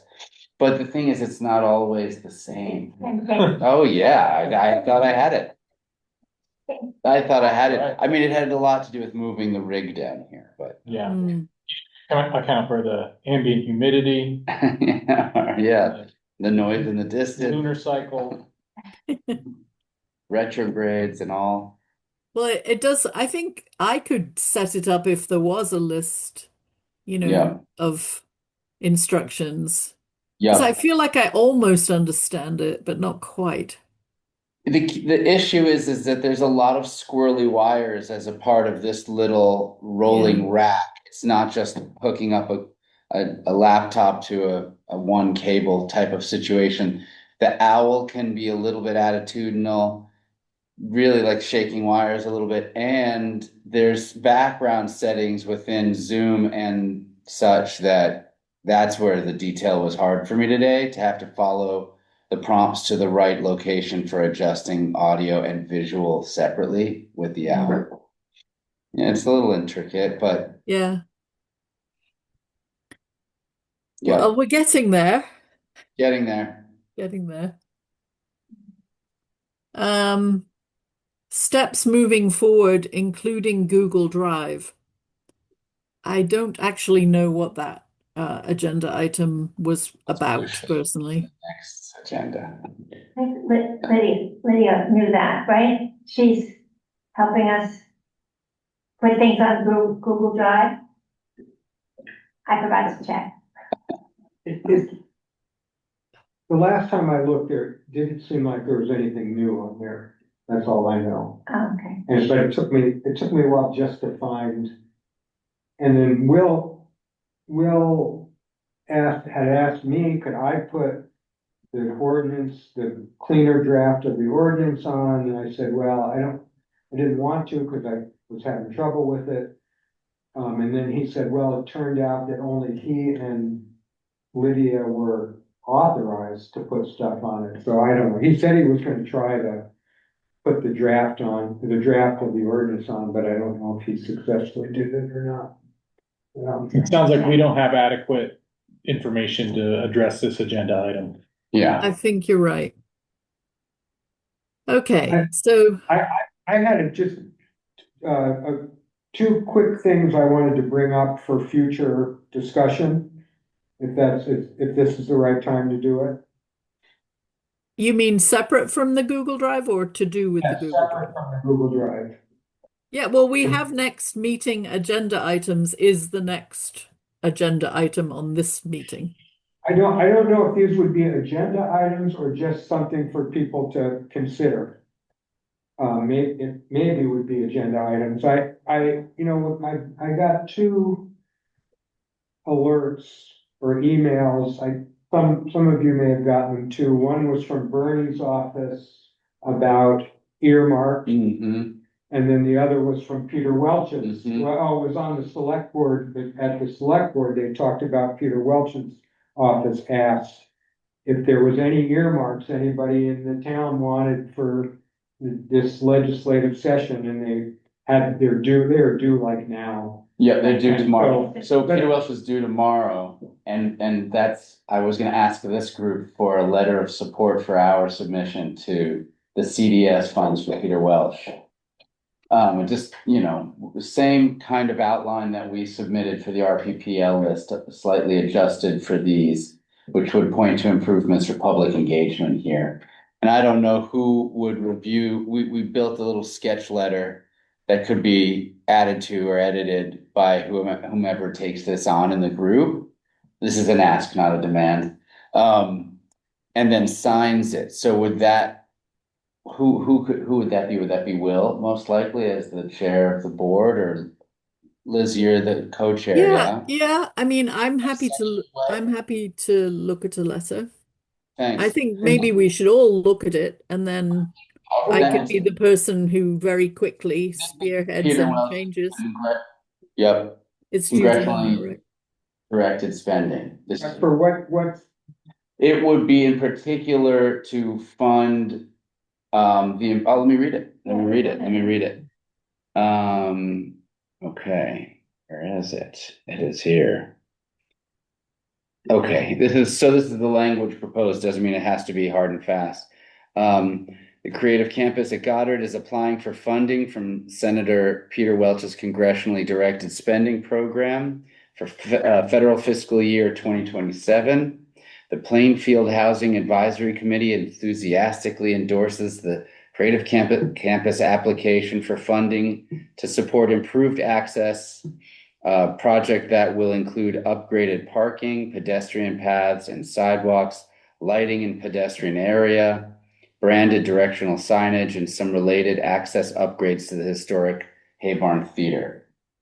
This kind of project will allow TCC at Goddard to provide a better user experience for local residents coming to the Haybarn Theater and Restaurant, especially those with mobility impairments.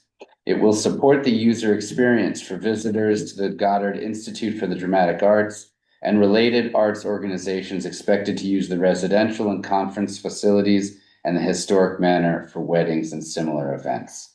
The PHAC supports the efforts, the PAHC supports the efforts of the TCCG to repurpose the former Goddard campus and its adjacent land into a multi-use community with permanent housing options and opportunities for job creation and economic growth. A lot. But it is How true. much No? money are you asking for, or is it not specific to an amount? I don't, it will be specific. John is finishing that, John Broderick is finishing that budget right now. The last time we submitted this similar scope, it was for the regional project priority list, and the budget was 1.4 million in total. The ask was, well, there was no ask, that was to be on the RPPL, but the ask would have been for 1 million there. So there might be a portion of the overall budget asked for, not the entirety of it. Might not be that large. Did Yeah. you say it has to be in tomorrow, this letter? Correct, it needs to be submitted tomorrow. I didn't know about it till this morning, so forgive me. Yes. Yeah, I mean, I feel like this would have been a great opportunity for something like the revolving loan fund also to be like, can we beef this up? Because that would be direct supportive for housing. that's kind of why I brought it up. Yeah. Was that, you yeah, know, when I saw the one from Bernie and from Peter Welch, I thought, oh, this, you know, it's perfect. Plainfield, I could think of half a dozen things. yeah. Yeah. In Plainfield, but I'm also like I'm not a grant person, or, you know, don't have a good understanding of Yeah. those things. And so I started to think that there will be other opportunities like this, is my guess. Oh, yeah, And well, and- I say that so well, flippantly. right, we don't know, but you know, every year there's gonna be the Correct. earmark thing, and so I started to think maybe we should come up, or The some revolving part loan of the fund is a group good- come up with kind of a generic proposal. Mhm. The revolving loan Could fund be would be perfect, that was on my list. I think a planning grant, or, you know, we've talked about, you know, creating a plan for the village. Yeah. A planning grant would be another good one. Yeah. You know, we can't respond to this soon enough, but I think if we had something that was 2/3 done Mhm. and just needed to be specified to the whatever the grant, source was, that could be great. Yeah, yep, and so Bernie's is a week later, if not 2 weeks later, so there could be time there. Peter Welch made that visit to Plainfield, and we remember he was really disappointed with FEMA in relation to this disaster and Yeah, this. yeah. So this is a good opportunity to say, well, here's a major infrastructure in Plainfield that can benefit, and it will directly support town, enrichment and access. Goddard, the campus is more than just arts and education functions for Plainfield. Twinfield cites it as its emergency location. They were here with their entire faculty last week, learning the layout of this building for what to do in the case of an emergency. So it's applicable as a town resource on a number of levels. That's why I think John goes on to all the detail, and there's all these different reasons why this aligns up with this group. The only thing I'm not sure about is if we as a advisory committee actually have, kind of the right to send letters of support. I think Will would know if he were still here, but he's not. So I think I Well, I think think maybe we should ask the select board if we're allowed to do things like that. John can also do that little bit of reconnaissance if it makes you feel Yeah, better. that And might be easier. Yeah. my feeling is going to be that John Broderick or Christy Farnham might say anyone can send a letter of support. It just the idea is the other direction is what kind of power and relevance would it have to the recipient, And in that sense, I know what you mean. Like, are we posing as an official body in the wrong way? But I don't think so. I think that it's a collective group here in Plainfield that has interest in the town's improvement. So it will be a poignant letter of support in that sense rather than an inappropriate use of this group. I think, Liz, the town, planning commission has written letters of support for various grants, Yeah, I'm surprised you Independent. didn't ask the planning commission. Yeah. independent of the select board. They chose to do that. And, yeah, so Chris, my only Yeah. concern Yeah. is that when addressing some of the accessibility issues of this, the Hayborn,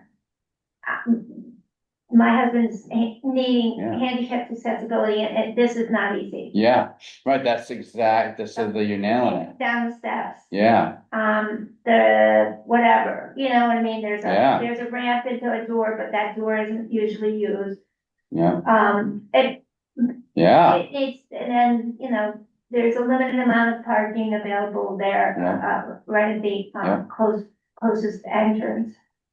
you're making a case for exactly what the letter is suggesting, that we don't have what we need for accessibility in that building yet. And it's actually considered a really, for as far as old buildings go around here, it's not bad, not bad, but it has a good elevator, it does have ramps to all the buildings, but it lacks like a chair at the stairs from the gallery in particular. The gallery is our main You entrance. can't get. And how do you even get to the gallery outside? You have to go downstairs. So, right, yeah, you can't get there. yeah.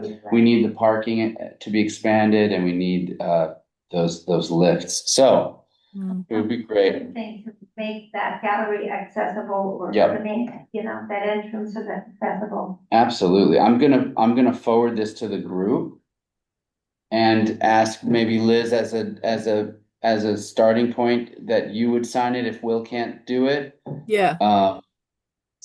Okay, great.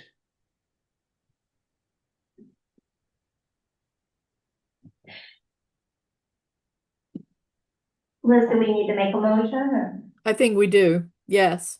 Would somebody like to make a motion authorizing me to sign the letter? I'll make a motion that, Liz is authorized to sign the letter of, supporting the, Peter Welch earmark request. For the Creative Campus application. Yeah, for the Creative Campus application. Second, All those in favor? Aye. Aye. Any against? Motion passes. Wonderful, thanks for fitting that in. Yeah, we have a quorum. Yeah, I think we do, don't we? There's 7, right? Yeah. Graham, your email's not populating for me. Keegan, Keegan. Keegan, yep, Dot GRAHAN, dot GRAH. Gmail. Oh, there you go. Now it populated, Mhm. testy. Is this should we try to act on this opportunity in terms of putting forth our own requests for something, or is it just too short notice? They mentioned the burning ones 2 weeks later. Yeah, the Bernie one's 2 weeks later. I mean, there is, 30th. I think it's April 4th. Oh, really? I think it's April 4th. So Peter Welch is tomorrow, and then Bernie, I think, is a week or so later. I mean, if there was a way to throw something together, I guess only because Peter Welch was personally connected here, you know? Yeah. He saw it, he's thinking about it. Yeah. Bernie did also visit. I mean, he was here during the flood, so right afterwards. I feel like the Plus, he's community loan fund, Bernie. Yeah, he's Bernie. the community loan fund would be a good opportunity because it's already existent. Yeah, it's great. Not a new thing. It points right at the. And it speaks to the need of the Yep. community loan fund right now because it does not have an adequate.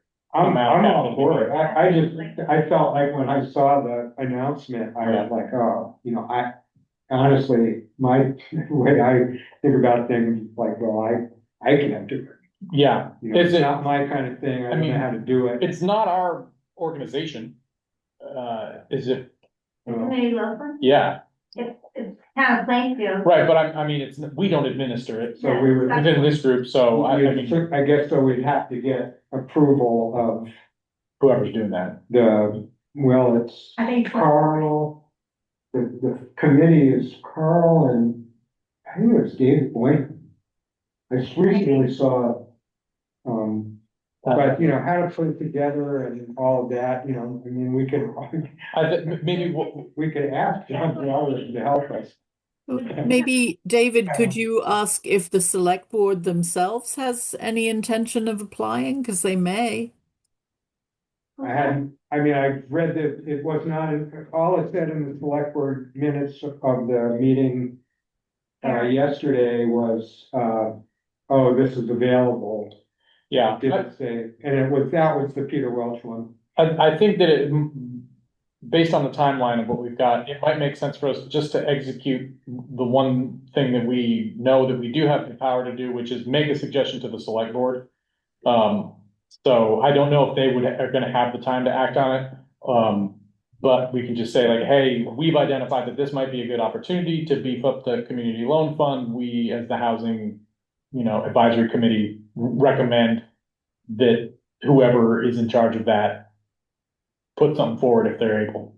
Yeah. And if not, then we would like to work with you to do that for the future, because regardless of whether this is the opportunity, I think that's gonna be a good resource for the town going forward. I think we should try to get monies for it. Do you want to do it? Do you want to write in a letter? The other person is. That would be great. Yeah, I can write that. Select board, and she is a grandmother, Yeah. and she should be contacted, she might be able to throw it in there. Yeah. In some way. And for the Bernie application, maybe she's still, she's probably still in process.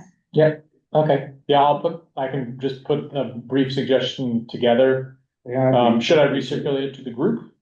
Does this require a motion? Yeah, I think you should. So, could somebody make a motion to authorize Graham to write a letter to the select board?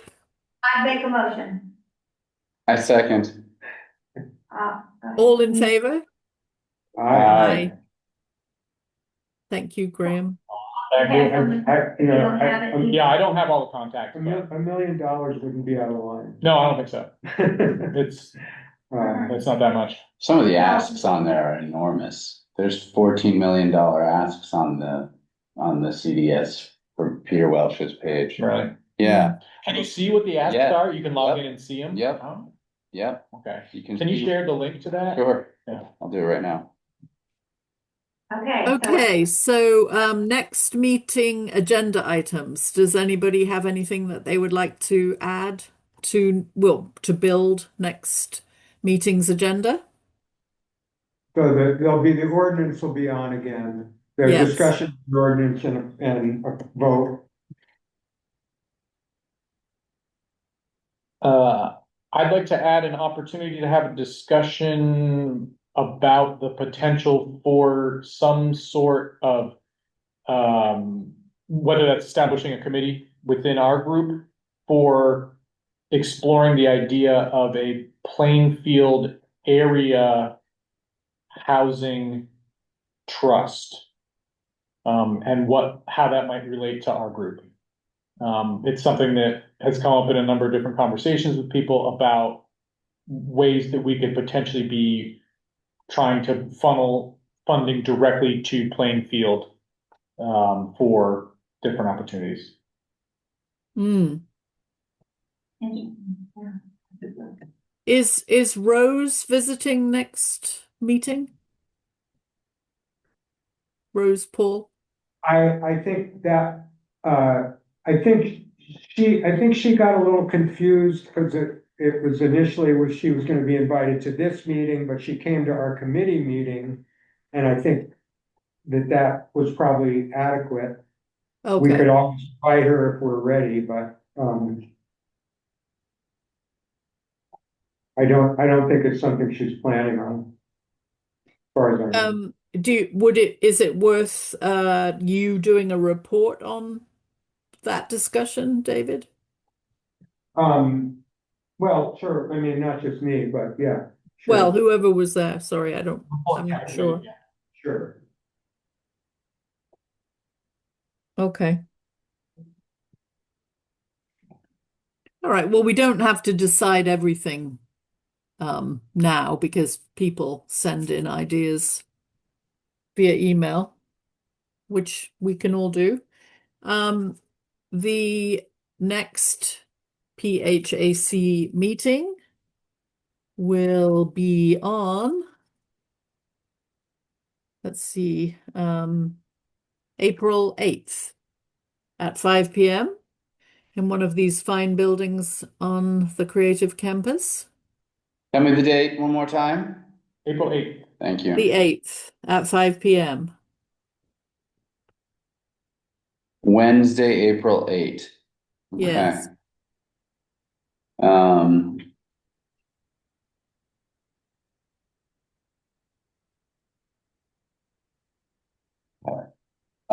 we could go back to the media room. Do people have a preference is this better? This is nicer, right? So much vibe here. It's classier. Yes, classier. Let's do this. Very classy. PAHC in the Clock House. Okay, that's where you are. I couldn't tell where you were. You can't see the clock. There's no clock in the Clock House. That's the irony. It's outside, right? There's a hole to it. I figured we'd be able to see some workings. It's over there. Uh, That little hatch goes oh, up into the okay. workings. I want to get that thing going again. Yeah. Ooh.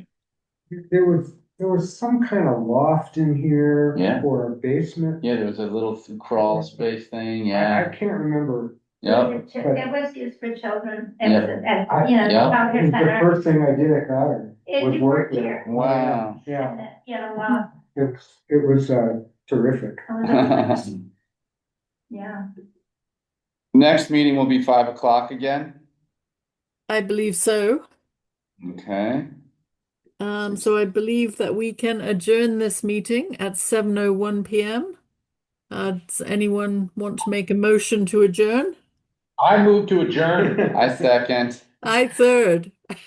Aye. All in favor say aye.